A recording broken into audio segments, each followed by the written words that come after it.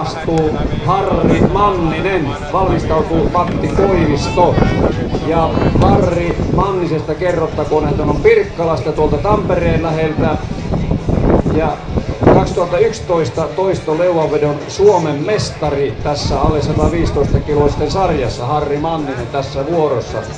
Liikenneopettaja, harrastaa hiihtoa, lenkkeilyä, painojen nostelua ja tietysti tätä leuanvetoa.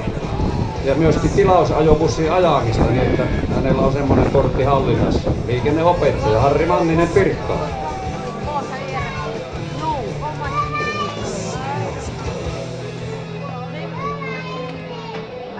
Jere was first now. Back. Yeah. And you?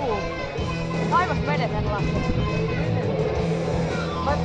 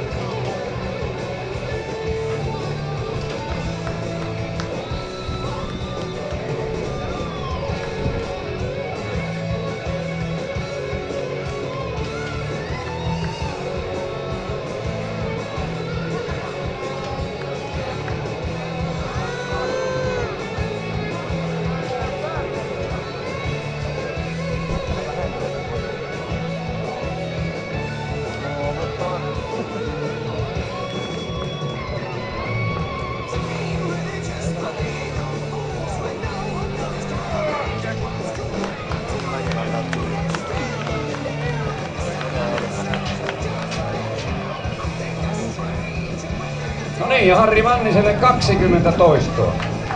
Hieno suoritus. Siinä on tuo pikkupoikakin huusi tuolta, että hyvä isi, vielä tämä Lippalakkilainen tässä poika. Kyllä kannusti kovasti poika, oli hienosti sisäistänyt tämän asian tuo Harri Mannisen poitsu tuossa. Näin ymmärsin. Ja sitten hyvät ystävät, jo täällä maailmanennätyksen tehnyt Matti